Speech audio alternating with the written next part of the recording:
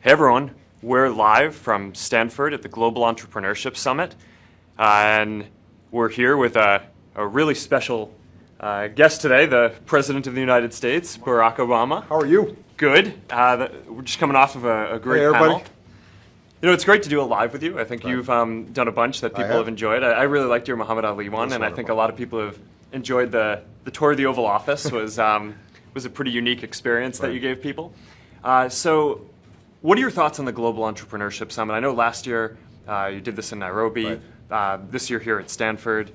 What's your goal for this? Well, we started this. This is the seventh now. We started this at the beginning of my administration because when we met with young people around the world, what you discovered was the thing that brands America more positively than anything is the notion that you have an idea, you go out there and you can build something, you can start something. And entrepreneurship really resonated with the next generation of Africans, Asians, Latin Americans. So we decided to put together this Global Entrepreneurship Summit.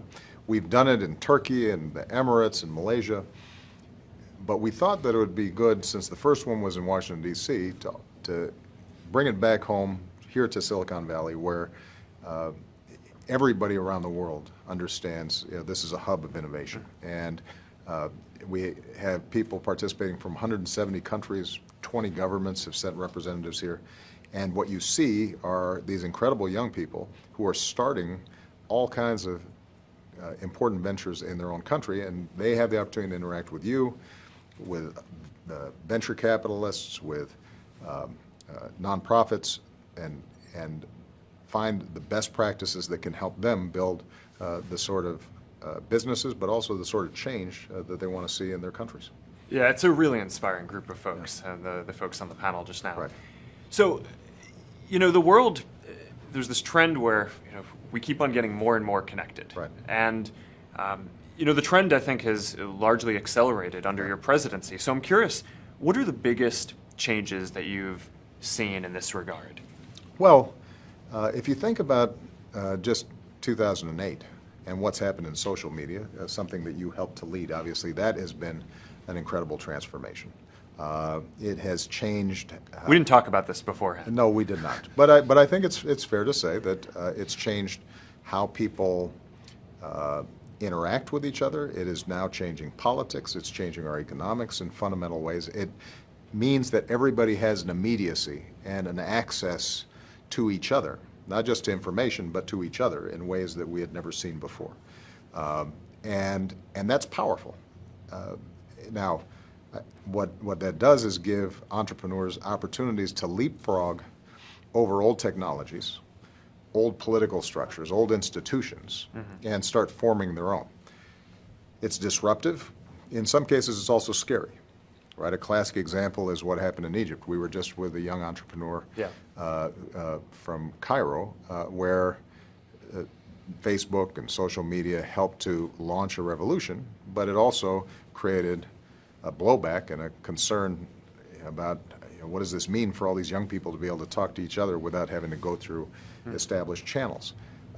And part of, I think, our goal has to be to make sure that we help young people like the ones who are here at this Entrepreneurship Summit use these new tools, form these new bonds, and not crush the innovation, but rather help to shape it in a way that creates more jobs, more opportunity, more inclusiveness, more tolerance, more understanding, more peace, less conflict.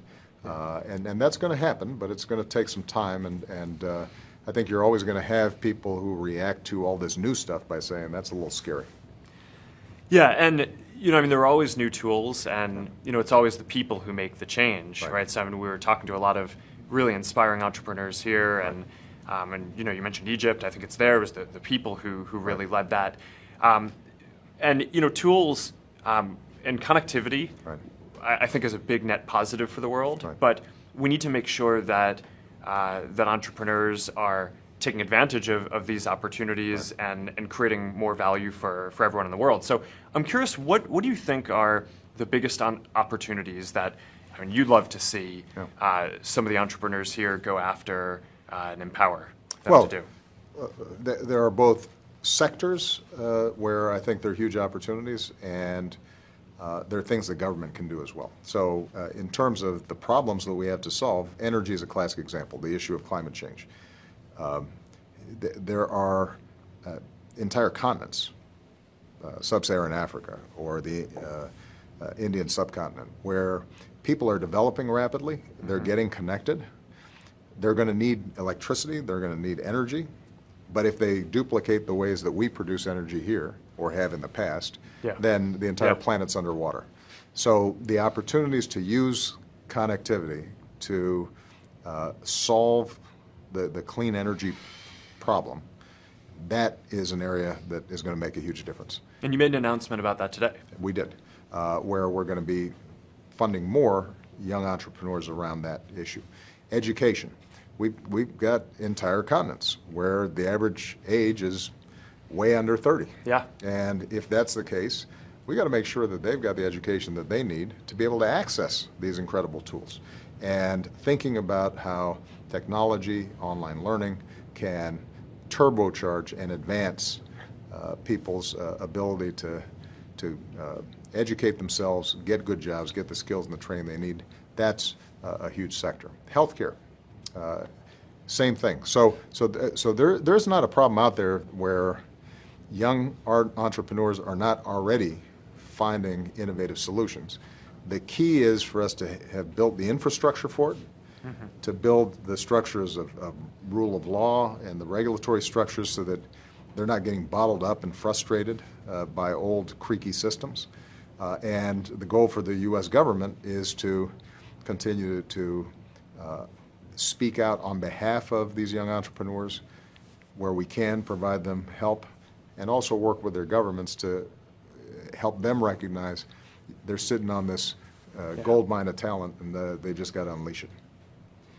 Well, it's an exciting time, It is. and it's an honor to be able to do a Facebook Live with you. Well, look, you could see, Mark, when you met some of these young entrepreneurs, all of them look up to you as a role model, and Facebook as an example of the transformative power of one good idea and a doggedness and a determination to build it out. And so for you to participate, for Silicon Valley, Stanford University to be a part of this makes a huge difference. Thanks. All right. Thank you. Appreciate it.